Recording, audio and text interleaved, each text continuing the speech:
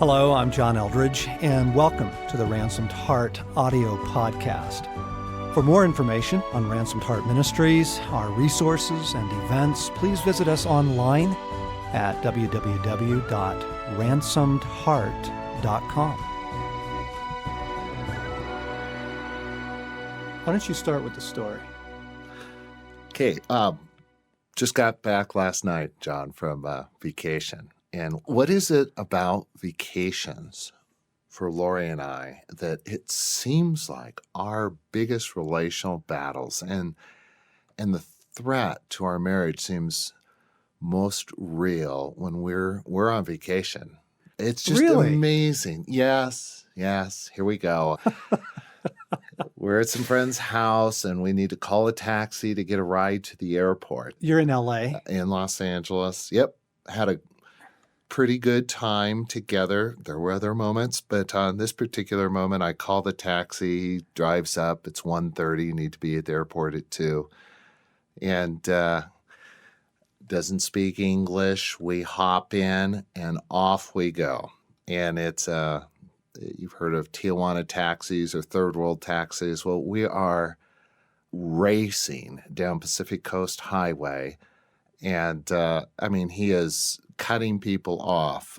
He's skidding, hitting the brakes, just missing pedestrians, racing along the sidewalk. And I'm thinking, it's a taxi. We're going to L.A. and It's an e-ticket ride. This is what you get. And just make sure your seatbelt's on, have a ball. And then next to me, of course, is Lori. And I noticed that she has her hands gripped on the seat in front of her and just this look of terror on her face as she's alternating between hitting the imaginary brake and holding a steering wheel. And she's just kind of freaking out. Yeah. And that's where it all goes wrong.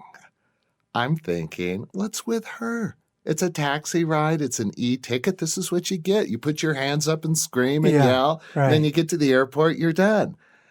Well, little do I know that Lori is absolutely traumatized, terrified, is sure she is going to die, never to see her granddaughters or her daughters or me again. And she's just panic-stricken. And I'm kind of just checked out, sitting next to my wife as she's just being terrified. I don't really come to and appreciate the horror she just went through till we get to the airport and she can't talk. She needs to sit down and she says, I need a few minutes. And it's not for a half an hour that she can talk, and she just starts crying. That she was scared to death. And Adam was sitting next to her with a smirk on his face, doing nothing. And I'm just, I was just passive, unaware, checked out, ignoring the clear signs of just my wife just being terrified. Yeah. There I sat. And I'll bet it took her, we waited for the plane for about 2 hours. I'll bet it took her 2 hours before she even calmed down. And she simply said, Craig, I was scared to death. And I wish you would have told him to be careful, slow down, or take it easy. And I had nothing to say, didn't dare try and defend myself. She was absolutely right. I was passive as could be. Yeah. And the fruit of that has been what? Wow, John, this morning, that was just less than a day ago. This morning, and yesterday, I was just asking myself, what is it that I kind of live in an autopilot. I'm good at observation and seeing what's going on with people, but at times, I think more particularly with my wife than anyone else, I can just kind of turn off all the sensors that work with everyone else, and most of the times to read her and what's going on.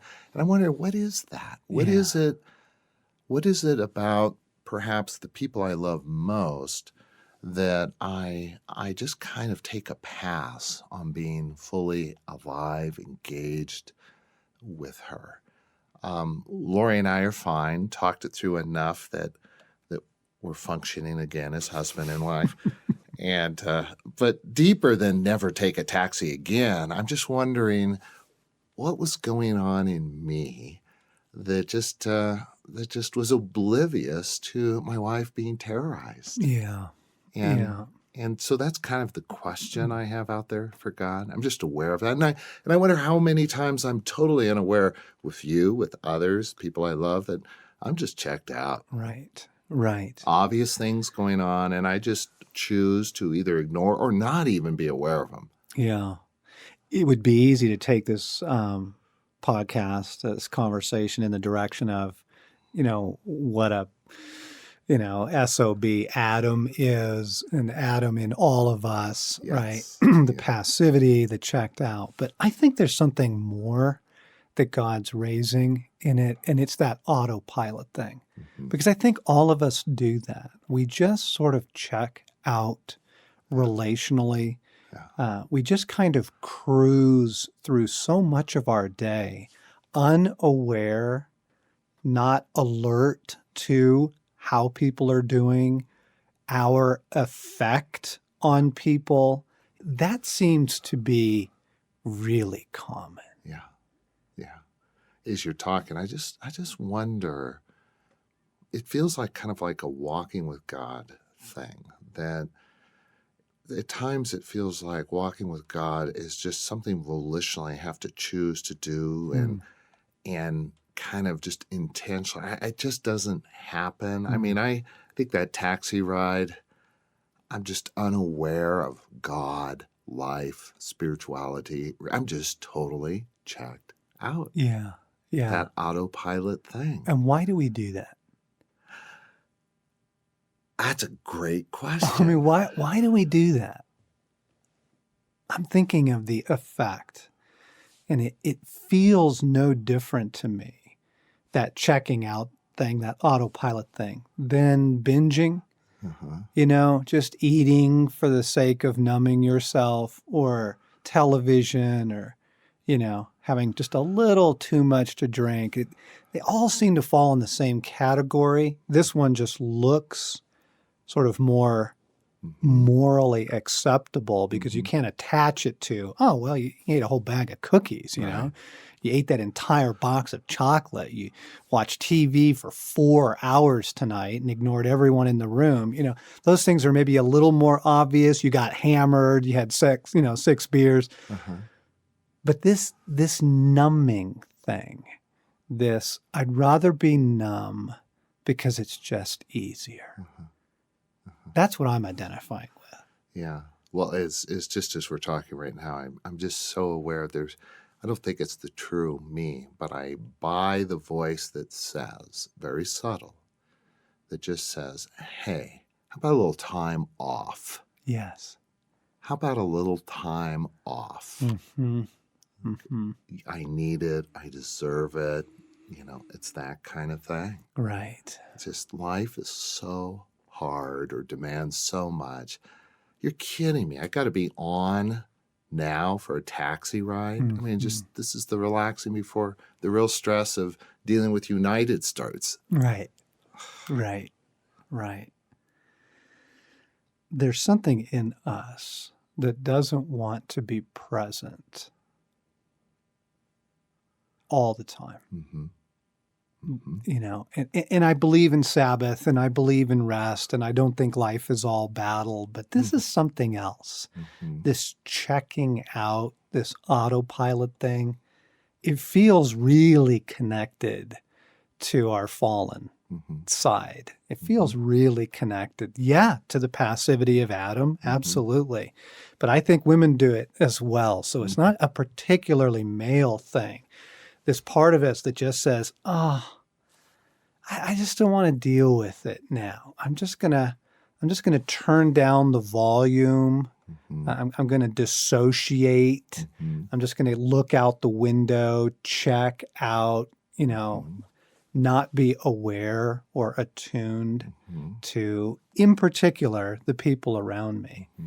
And I don't know why. I don't know that I can fully articulate this, but something feels profoundly wrong about it. You know, and I don't even think it's a category most people think in. That, oh, well, we all do that. You know, you get in your car, you take a 35-minute drive across town, you know, you pull up and you go, oh my gosh, who was driving? How did I get here? I just, holy cow, I just spent I don't know where I was the last 35 minutes, but thank God there's some sort of ability to operate a vehicle while dissociating. Yeah. Because I was gone. I was completely checked out. I think it's really common. I don't think that we think of it in moral categories in terms of that hurt Lori.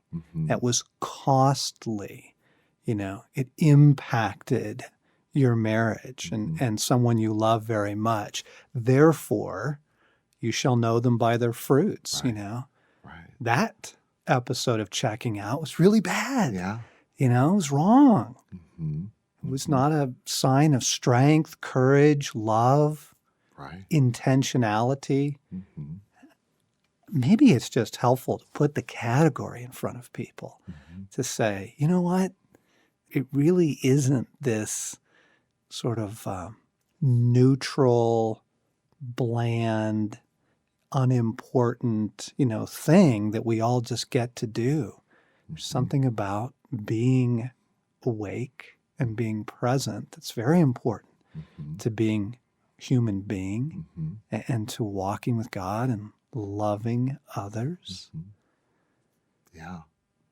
And there's most times there may not be the consequences or the events as I'm describing, but then when something slips in when you are checked out, when you've left your guard post, when you've checked out, you just kind of think life stops as well. It doesn't.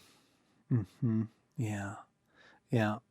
Oh, and now I'm connecting it to all those times that I just don't want to pray. You know, that seems to be a little milder form than the full checkout. I'm aware that prayer is needed. Someone's asking perhaps, or I hear of, you know, somebody just got, you know, rushed to the hospital or something smaller. Just, you know, Stacy gets off the phone and some friends of ours are having a hard time, you know, or they just had a big argument with one of their kids. And I know, John, you ought to pray right now. And there's just that thing in me that goes, oh, now it's whiny. Right. It's very whiny. Oh, really? You know, and I don't engage and something is lost. Yeah, I'm one of the disciples in Gethsemane where Christ says, would you keep watch while I pray? I know I'd be the one. Yeah. You know, there's something there. Lord, arouse me, waken me. Okay, now that we're talking, I think I'm getting down to closer to the root of it, at least in me. And what I'm connecting all of this to is that thing in us that says, I just want life to be good. I just want pleasure. I don't want life to be difficult. I don't want things to be asked of me. And so I check out. You know, it's an intentional and deliberate dissociating, a numbing, right? A withdrawal, really, of presence.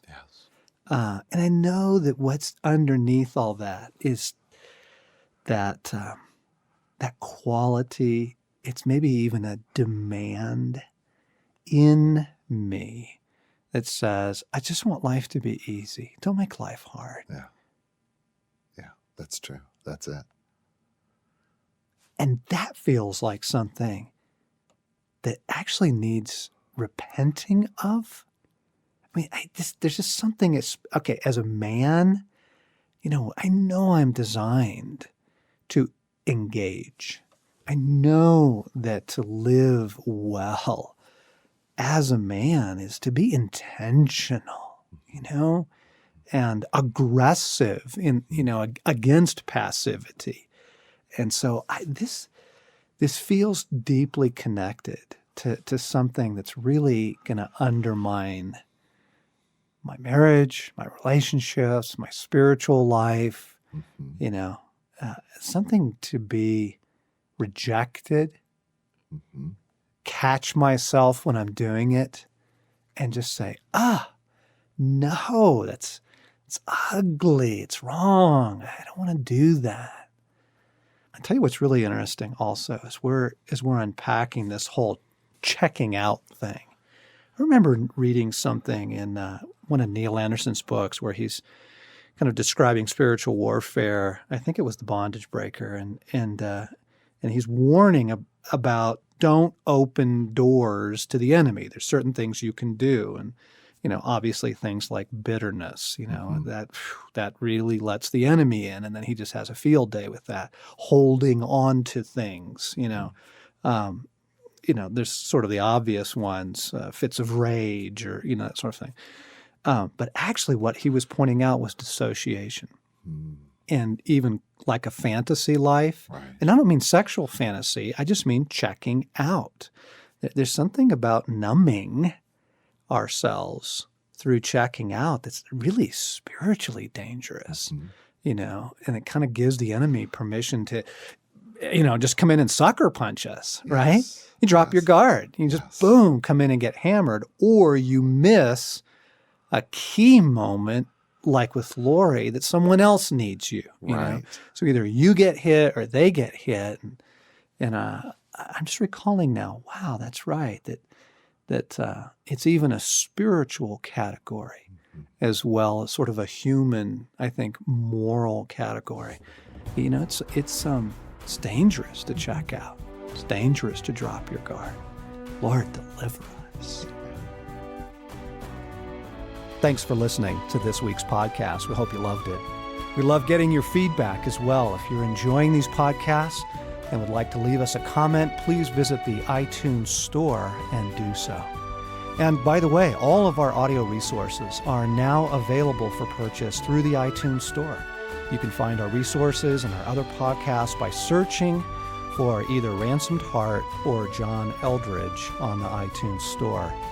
And to find out more about Ransomed Heart, our podcast, our events, and all of the things that we're offering and doing, come to our website at www.ransomedheart.com.